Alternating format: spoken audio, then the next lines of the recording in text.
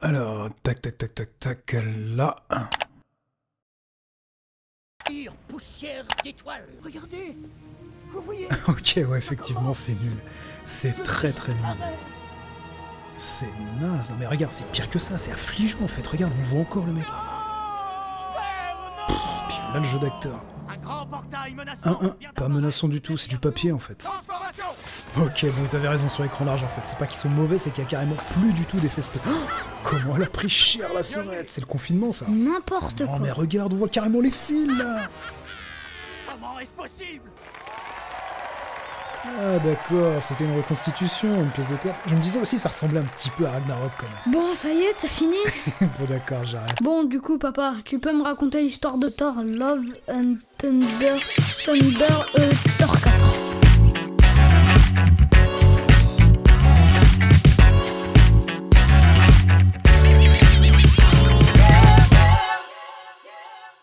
Ok, alors l'histoire commence sur une planète devenue stérile avec un homme, pour l'instant inconnu, qui voit sa fille mourir dans ses bras. Bah, ça commence bien. Et en attendant lui-même sa mort, il marche, guidé par une petite voie, jusqu'à retomber sur une petite oasis qui lui sauve la vie. Oasis dans laquelle il trouve le dieu que son peuple a toujours vénéré. Alors là, il se croit sauvé, il explique que c'est lui le dernier, que tout son peuple est mort en le célébrant et qu'il est prêt pour l'ultime récompense. Mais notre foi en toi n'a jamais faibli. Nous sommes prêts pour la promesse. Mais son dieu à lui, c'est pas un gentil. Il lui répond que c'est normal de l'adorer, et que s'il fait la fête, c'est parce qu'ils viennent de tuer le détenteur de la nécrolame. La nécro quoi? La nécrolame, la seule arme capable de dessouder tous les dieux et dont le porteur est destiné à accomplir cette tâche funeste jusqu'à sa mort. Il menaçait de ravager tout mon empire. Alors le gars, dégoûté d'avoir adoré un dieu méchant toute sa vie, finit par le renier. Je te renie à jamais. Donc son dieu, il est un petit peu mauvaise, il s'apprête à le tuer, mais la fameuse nécrolame, désormais orpheline, en profite pour le choisir comme nouveau détenteur. Donc là, il a une vision qui lui explique sa nouvelle mission, Rejoins éternité. et hop, son dieu, c'est le premier de la liste. Bon, ça c'est fait. Il est donc maudit, il fait son serment, Tous les dieux mourront. et générique. Vas-y, fais avance rapide, c'est toujours le même. J'avoue.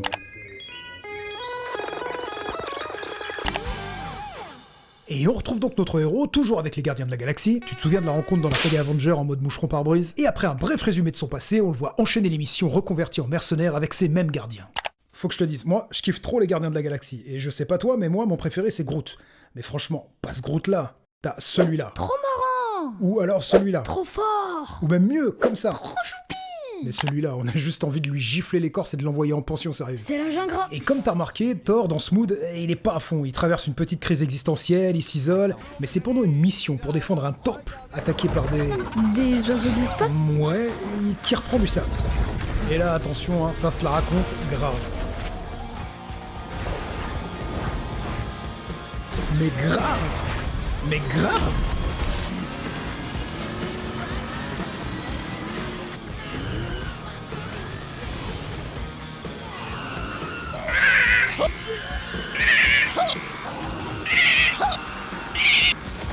Donc il plie le game en 3 minutes pendant que le reste de l'équipe est en train de camper au début de la map. Au passage, il détruit le temple qu'il était censé défendre, ce qui lui vaut le surnom de Dieu des catastrophes.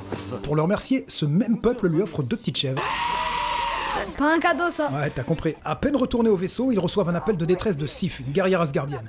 Thor décide d'y aller seul, il dit au revoir à Star-Lord dans sa version Clodo 4 fromage mal rasé, et fin du caméo avec les gardiens. Il est plus là. Il se rend sur la planète d'où venait l'appel et c'est une Sif mourante, un bras en moins, qui lui raconte toute l'histoire.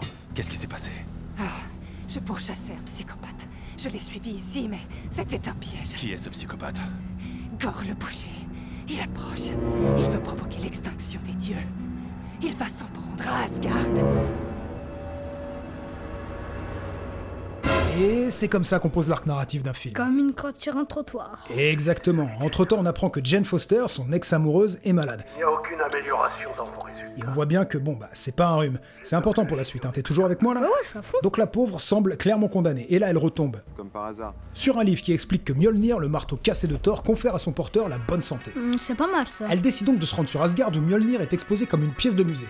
Et pendant la visite guidée, le marteau se reconstitue, et la choisit elle comme nouveau proprio. Donc dans ce film, c'est les objets qui choisissent leur propriétaire, c'est ça? Et tout de suite après, Gore, qui fait la tournée des planètes pour tuer tous les dieux, décide d'attaquer...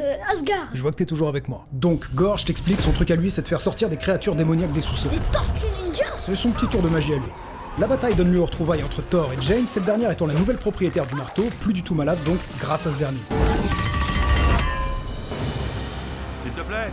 Eh oh, enlève-moi donc ce masque et révèle-toi à moi. Allez. Jane? Et après un flashback sur leur relation qui nous rappelle que... En général, la bataille entre Thor et Gore s'engage. Oh, trop cool, le combat final! Non, attends, il se fight et que je te mets des coups de tatane et que je t'envoie les éclairs. Pause! Il aurait pu le terminer là, non? Ouais, grave. À ça. Là, c'est lui qui aurait pu le tuer, non? Oui, mais comme sinon le film aurait duré 30 minutes, ça se finit sur un 0-0 et il décide de kidnapper tous les enfants d'Asgard et de se faire la malle. Pourquoi kidnapper les enfants? Pour ajouter un enjeu émotionnel à l'histoire et... Parce que le scénar est claqué. Ouais, aussi. Enfants qui finissent donc dans une prison en forme d'araignée squelette. C'est donc la panique sur Asgard, mais plus tard, le fils d'Idris Elba, qui faisait partie des enfants enlevés, arrive à prendre contact en mode tête flottante avec Thor, et arrive même à le faire venir en mode hologramme dans la fameuse prison araignée. Prison dont ils auraient tous pu s'échapper 50 fois en passant par là, là, et là. Calme-toi! Non mais quand même, ils auraient pu soigner les décors, quoi. Il en profite donc pour les rassurer. Qu'est-ce qui va nous arriver? Qui peut le dire? Vous êtes vraiment en très mauvaise posture. Mais la bonne nouvelle, c'est que vous êtes Asgardien. Hein. Alors si vous mourrez, vous montrez au Valhalla. Ouais, fallait rassurer. Donc à ce stade, ça sent le roussi, il leur faut clairement du renfort. Il faut qu'on ait des renforts, il faut qu'on lève une armée. Tu penses que je pense que tu penses? Ouais, moi aussi. Ouais, moi aussi, j'y pense. Je pense, oui. Tu penses à quoi, toi? Toi d'abord. Et on pense quoi? Qu'est-ce qu'on Je pense? pense la même chose. Omnipotence Omnipotence City. Ouais, c'est à ça que je pensais. Ouais, voilà, j'y avais pensé avant C'est toi. quoi Omnipotence City? Omnipotence City, c'est la cité des plus puissants dieux de l'univers. On y retrouve Ra, Hercule, Tumatoenga, Quetzalcoatl lui-même et Zeus. Zeus? Genre Zeus? Zeus? Ouais, c'est un peu genre le patron là-bas, tu vois. Mais avant le départ, Thor en profite pour finaliser les retrouvailles avec Jane qui lui explique comment elle a fait l'acquisition de Mjolnir. Comment vous vous êtes trouvés? Comment c'est arrivé? Je te promets que j'ai entendu Mjolnir m'appeler. Ah, ça alors. Alors je suis venue ici pour en avoir le cœur net et tous les morceaux se sont mis à tournoyer et subitement je suis devenue Thor. Attends, pause! Donc en perso, on a Thor, Retor, Korg et Gore? Ils ont perdu un concours de rimes ou quoi? C'est tracté par Chavreau, le meilleur du chèvre. qui prennent la route pour Omnipotence City. Et là-bas, le moins qu'on puisse dire, c'est qu'ils ont carrément abandonné le concept de sobriété. Hein. Ah ouais, ça se raconte vénère sur la salle de réu. 1000 milliards de dollars. Net vendeur. Là-bas, ils trouvent Zeus, en même temps, difficile de le rater. Puissante Zeus. Et Thor lui explique qu'il y a un déglingo qui bute les divinités une par une et qu'ils ont besoin de lui pour monter une armée. Mais là, c'est la déception. Zeus lui dit que c'est pas grave, que c'est que des dieux de seconde zone qui se sont fait les souder. Bref, la communication passe mal. Tu n'as donc pas entendu tout ce que je viens de te dire. C'est un meurtrier de masse. Et je te le dis pour la dernière fois. Il est temps que tu la fermes. À un moment donné, pour l'humilier, il le déshabille même devant tout le monde. Tu en fais encore trop, comme d'habitude. C'est plus Thor, c'est Torse. Pas mal. Donc entre deux, le courant passe pas. Malaise. Et le courant a les éclairs de Thor. Enchaîne, enchaîne. Nous arrêterons cet homme sans ton aide. Je crains fort de devoir vous l'interdire. Cet endroit est secret, mon garçon. Connu des seuls dieux. Tu sais où nous sommes. Le boucher pourrait se servir de toi. Donc ça part en baston et Zeus envoie son arme Thunderbolt sur Korg qui s'écroule. Ah, je l'aimais bien, lui. Ben ouais, moi aussi je l'aimais bien. Mais alors que Thor est censé être le prochain, il intercepte le second tir et le renvoie sur l'expéditeur, Zeus, qui lui transperce le thorax. Il récupère la tête de Korg qui a survécu et il se fait la malle avec son arme Thunderbolt. Donc, pas d'armée? Ben non, juste son arme, mais de ce que j'ai compris, c'est du lourd quand même. Et il faut que je te dise, tout au long du film, on voit Thor parler à sa hache, genre comme si que c'était un personnage. Bon, j'ai envie de dire, pourquoi pas. Mais franchement, qu'est-ce qu'ils mettent dans le café chez Marvel pour que tous s'accordent à dire que c'est une bonne idée de laisser une scène où on voit Thor lui donner à boire, sérieux? Ok, on va vous laisser tous les deux, hein. Le film se met en mode The Artist et ils arrivent sur une mini-planète. Ouais, vraiment mini pour le coup, hein. C'est là qu'est censé se cacher Gore avec les enfants. En fouillant les lieux avec la lampe torche intégrée de Mjolnir, Jane tombe sur des documents laissés en évidence pour le téléspectateur indiquant que Gore a besoin pour achever son œuvre d'utiliser le Bifrost. Le Bifrost, c'est un portail qui permet d'accéder aux 9 royaumes de la mythologie nordique avec la hache Stormbreaker. Et on comprend donc pourquoi Gore a kidnappé les enfants. Jane réalise que c'est un piège et jette la hache dans le néant. 1500 € foutus en l'air. Donc là, rebaston, Laisse-moi deviner, créature démoniaque qui sort du sol. voilà, et dans la foulée, il embroche la Valkyrie. Val qui pleure. Ils arrivent à s'enfuir, mais à la dernière seconde, Gore arrive à s'emparer de la hache avant le décollage. Avantage aux méchants, donc. Dans la scène d'après, on apprend que le marteau qui redonne la bonne santé à Jane lorsqu'elle est en Thor accélère sa maladie lorsqu'elle est humaine, ce qui la rend non opérationnelle, on va dire. Donc, Korg, c'est plus qu'une tête. Jane, trop malade. Voilà, plus la Valkyrie qui se remet à peine d'avoir été transformée en kebab dans la scène précédente lui dit clairement Alors, tu dois y aller seul. Thor se rend donc seul à la porte d'éternité.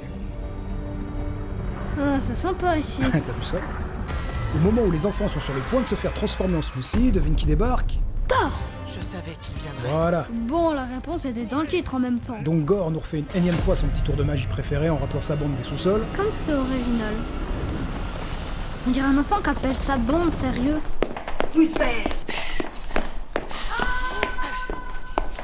Et Thor, sentant la défaite arriver, décide de donner Pour une période limitée. ses pouvoirs aux enfants. Du pouvoir. C'est possible ça? Normalement non, mais à ce stade les scénaristes ont décroché, je crois. Deus ex machina. Chacun des enfants s'empare donc d'un morceau de polystyrène transformé en arme pour l'occasion. Et la bataille peut démarrer. Et pendant qu'on voit des chérubins innocents découper des créatures démoniaques dans le sens de la longueur, Thor, quant à lui, décide de s'attaquer au boss de fin. Et le pauvre, il est en mauvaise posture, mais c'était sans compter sur l'intervention de... Iron Man, Ah ouais, donc t'as carrément décroché, toi. je te fais marcher, mais depuis que les enfants ont reçu le pouvoir de Thor, là... Jane Foster. Thor, il est dégoûté car il comprend que ça va certainement accélérer sa maladie et sûrement la condamner. Il décide donc de se faire le boss final à deux, C'est carrément cheaté, là. et ils arrivent enfin à détruire la nécrolame. Là, ils changent d'endroit et j'espère qu'ils ont une bonne assurance parce que le décor a clairement subi un dégât des eaux majeurs là. Gore, lui, arrive quand même à se retrouver face à Éternité et peut formuler un souhait. Un peu comme le génie de l'anneau. Il peut demander tout ce qu'il veut. Même une PS5. Non, il y a des limites quand même. Je ferai un bien mauvais père. Et si je m'arrêtais maintenant? Mais Thor essaie de le raisonner. Je sais que tu as souffert, mais ça ne résoudra rien. Ouah, tu le fais bien. Vas-y, moque-toi. Ce n'est ni la mort, ni la vengeance que tu cherches. Ben, un peu quand même. Il a semé le chaos dans tout l'univers. Je crois que c'est clairement la mort et la vengeance son but, là. Qu'est-ce que je cherche alors? Tu cherches de l'amour. Oh, ça dégouline. C'est immonde, sérieux. On est partout. Thor lui conseille alors plutôt de faire revenir sa fille. Tu peux ramener ta fille. Mais Gore se dit, à juste titre, Elle se retrouvera seule. parce que je te rappelle qu'il est maudit et que son destin c'est obligatoirement de mourir en fin de mission lui. Mais Jane, agonisante, lui fait comprendre que Thor va l'adopter. Elle ne sera pas seule. Donc Gore fait son souhait, sa fille revient, elle assiste à la mort de son père, C'est exactement la même scène qu'au début, mais à l'envers. et la maladie de Jane, turbo boostée par Mjolnir, finit par l'emporter et à la transformer en paillettes. Les enfants, eux, retournent sur Asgard et tout est presque bien, qui finit presque bien. Et alors, Thor, il est resté avec sa fille adoptive? Ça se passe comment? C'est sûrement en voyant des petites pestes comme ça qu'on a eu l'idée d'inventer la DAS, tu vois. Je suis sûr que t'exagères, papa. Regarde. Tu sortiras pas avec ça. Bien sûr que si. Bien sûr que non. Bien sûr que si. Non, pas question. Disparaissent, démon. Bon, ok, t'exagérais pas. Malgré tout, Thor lui apprend à se battre, à faire la différence entre le bien et le mal, Ouais, ils sont gentils, c'est pour ça qu'il faut qu'on les protège. et la fin laisse supposer une collaboration entre lui et sa nouvelle fille adoptive dans les prochains films. Donc pour Thor, c'est une armure magique, et pour elle, un petit gilet H&M. Voilà, c'est ça. Et du tonnerre. Et fin. Enfin, du film, parce qu'il y a encore 2 scènes post-génériques bien sympas. Ouais, comme d'hab chez Marvel, quoi. Et on vous laisse les découvrir soit sur Disney+, soit sur le Blu-ray, tous les liens sont en description. Voilà, c'était notre première vidéo entre l'écriture, la conception des musiques, les effets, qu'est-ce qu'on a transpiré là-dessus, plus le montage, ça nous aura pris en tout plus de 100 heures de boulot. Alors si, et seulement si vous pensez qu'on le mérite, vous connaissez la formule, Le petit like, le partage, l'abonnement. et le petit com pour l'algo qui fait plaisir pour nous aider à décoller. Si les retours sont bons, dans 2 semaines, on vous en balance une autre, le script est déjà sur les rails. Pour être allé au bout de cette vidéo, du fond du cœur,